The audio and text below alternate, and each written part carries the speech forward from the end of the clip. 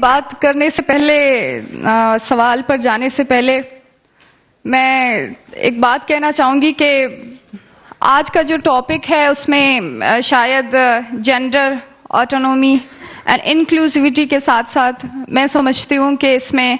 Enforced ڈس اپیرینسز یا جو ہے بلوچستان میں جو ہیومینیٹیرین کرائسس چل رہی ہے وہ اس میں ایڈ ہونا چاہیے تھا، لیکن چونکہ میں سمجھ سکتی ہوں کہ اگر وہ اس ٹاپک میں ایڈ ہوتا تو شاید یہ آرگنائزرز کو پوری کراچی میں کہیں اپنے پروگرام کو آرگنائز کے لیے جگہ نہیں ملتی.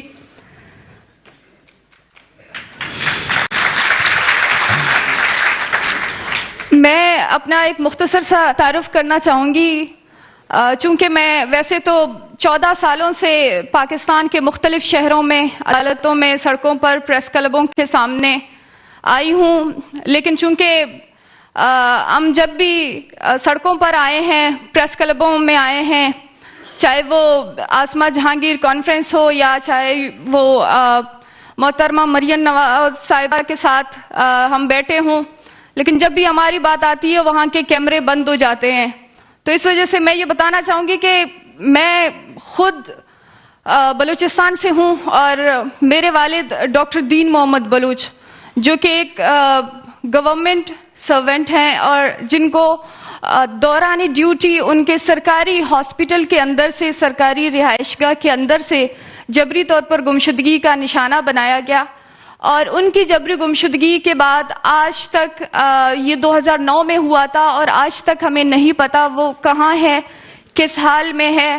اور یہ 14 سال کس اذیت میں، کس تکلیف میں گزرے ہیں. یہ صرف وہ فیملیز جان سکتے ہیں جن کے اوپر یہ تکلیف گزر چکی ہے.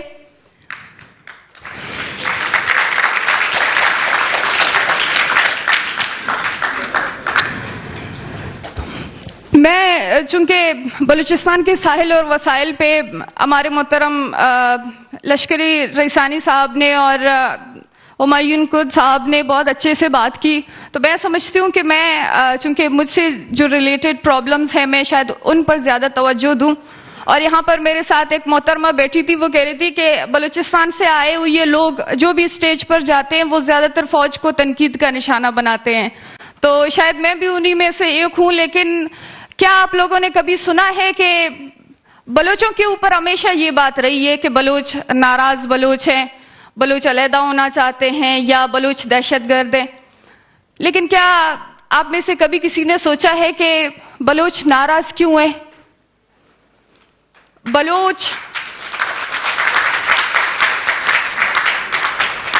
آج جس صوبے کی سائل اور وسائل کی وجہ سے پورے ملک کی معیشت چل رہی ہے، آج اس صوبے کے عوام کی کیا حالت ہے؟ اور جب ہم یہی سوال کرنے نکلتے ہیں تو ہمارے لوگ غائب کر دیے جاتے ہیں، اور ہمارے لوگ سالوں سال غائب کر دیے جاتے ہیں، اور پھر جب ہم جیسے لوگ جب ان کی تلاش کے لیے عدالتوں میں، سڑکوں میں، احتجاجی مظاہروں میں جب ہم نکلتے ہیں تو پھر ہمیں جو ہے ملک دشمن کہا جاتا ہے، ہمیں ہی کہا جاتا ہے کہ یہ لوگ ریاست کے خلاف ہیں، اور وہاں پر تنقید ہو، وہاں پر گالیاں ہو، وہاں پر جو ہے کیمرے ہوں، وہ ہر چیز ہمارے لیے بند کی جاتی ہے. تو چونکہ یہاں پر بات پاکستان کے ری امیجنیشن کی بات ہو رہی ہے، اور ایک بات میں کلیئرلی کہنا چاہوں گی کہ پاکستان میں چونکہ آپ سمجھتے ہیں بلوچستان بھی شامل ہے، اور اس وقت جو سب سے زیادہ ایک ہیومینیٹیرین ڈیزاسٹر ہے وہ میں سمجھتی ہوں بلوچستان میں ہے. آپ لوگ شکر کریں کہ آپ لوگوں کے پاس مہنگائی جیسے مسائل ہیں، آپ لوگوں کے پاس غربت جیسے مسائل ہیں، آپ لوگوں کے پاس جینڈر جیسے مسائل ہیں، لیکن ہمارے پاس ہمارے لوگوں کی زندگیوں اور ان کی تحفظ جیسے مسائل ہیں. ہمیں ایک ایسی جنگ میں دھکیلا گیا ہے جہاں پر اگر ہم سوال نہیں کرتے ہیں تو ہم جی نہیں سکتے، ہم آج کے اس دور میں ہم شامل نہیں ہو سکتے، اور جہاں پر ہم برابری کی حقوق کی بات کرتے ہیں وہاں پر ہم مار دیے جاتے ہیں یا پھر ہم اٹھائے جاتے ہیں, غائب کیے جاتے ہیں. اور پھر جو بچے کچے ہم جیسے لوگ ہیں پھر ان کو سالوں سال احتجاجی مظاہروں میں, سڑکوں میں, عدالتوں میں لگا دیا جاتا ہے کہ ان کی زندگی ایسے ہی گزر جائے. مطلب ہم کبھی اپنی تعلیم پر آ ہی نہیں سکتے, ہم کبھی اپنے مستقبل کے حوالے سے اس پر سوچ نہیں سکتے, ہم کبھی اپنے صوبے کی ترقی کے حوالے سے بات نہیں کر سکتے, کیونکہ ہمیں ایک پرابلمز کے سرکلز میں ڈال دیا گیا ہے جہاں پر صرف ہم اپنے لوگوں کی زندگی اور ان کی سلامتی کے لیے فریادیں کر رہے ہیں اور ہم جو ہے وہاں پر ان کی بازیابی کے حوالے سے بات کر رہے ہیں. اور میں چونکہ خود ایک مثال ہوں آپ سب کے سامنے کہ اس ملک کا عدلیہ ہو, اس ملک کے حکمران ہو, اس ملک کا ہر وہ پلیٹ فارم جہاں پر لوگوں کو انصاف ملتی ہے, جہاں پر مجھے کسی نے کہا ہے کہ آپ کو انصاف مل سکتی ہے, وہاں پر میں خود گئی ہوں. اور میں اپنی بات کر رہی ہوں, اس کا یہ مطلب نہیں ہے کہ صرف یہ میرا واقعہ ہے, بلکہ بلوچستان میں وہ ہزاروں مسنگ پرسنز فیملیز کی یہ ایک مثال ہے اور یہ ہم سب کی ایک مشترکہ جدوجہد ہے جس میں ہم جو ہے سڑکوں پر رہے ہیں, ہم عدالتوں میں در بدر کی ٹوکریں کھائے ہیں, ہم نے ججز سے بےعزتی سہی ہے, ہم جو ہے ہراس کیے گئے ہیں, ہم مختلف چیزوں کا سامنا کرتے ہوئے ہم اپنے پیاروں کی بازیابی کے لیے آگے آئے ہیں. لیکن آج تک جہاں پر بار بار یہ بات کی جا رہی ہے کہ اس ملک میں عدلیہ جو ہے اس طریقے سے طاقتور نہیں ہے, اس ملک میں انصاف کا نظام صحیح نہیں ہے, لیکن میں عرض کرنا چاہتی ہوں ان لوگوں سے جو حکومت میں رہے ہیں یا پھر حکومت کے اندر ہیں یا پھر آنے والے وقتوں میں حکومت کے اندر آئیں گے, میں ان سے سوال کرنا چاہتی ہوں کہ یہ سوال آپ کس سے کرنا چاہتے ہیں یا یہ بات آپ کس کو کہنا چاہتے ہیں. کیونکہ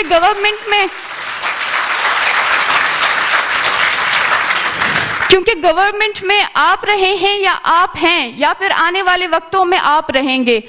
میں خود جو ہے اس ملک کے پرائم منسٹر, اس دور کے پرائم منسٹر عمران خان سے ملی ہوں. میں جو ہے اپوزیشن کے دوران مریم نواز صاحبہ, جہاں پر ہم اسلام آباد میں ڈی چوک میں 10 دن ٹٹرتی ہوئی سردی میں ہم جب بیٹھے تھے تو وہاں پر مریم نواز صاحبہ آئیں اور انہوں نے کہا کہ جو ہے میں اپنی والدہ کی وفات پر اتنا زیادہ غمزدہ نہیں ہوئی ہوں, میں نہیں روئی ہوں, لیکن میں نے ان ماؤں کو, ان دکھی بہنوں کو دیکھا ہے تو میں جو ہے بہت زیادہ تکلیف میں ہوں اور میرے آنسو نکل رہے ہیں. لیکن مسئلہ یہ ہے کہ جب یہی لوگ جیسے ہی اقتدار کی کرسی پر بیٹھ جاتے ہیں تو ان کی دردمندانہ وہ احساسات سب ختم ہو جاتے ہیں. ان کی آنکھیں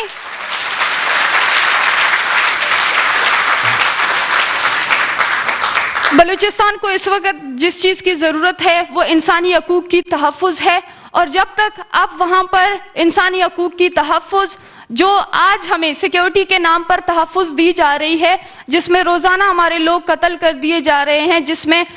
جو ہے 10 کلومیٹر کے فاصلے پر آپ کو 50 چوکیاں ملتی ہیں, یہ والی تحفظ نہیں چاہیے. انسانی حقوق کی تحفظ جو کہ پنجاب کے شہریوں کو, سندھ کے شہریوں کو, دیگر جگہوں میں جو عام آپ جیسے لوگوں کو ملتی ہے, ہم وہ والی تحفظ چاہتے ہیں.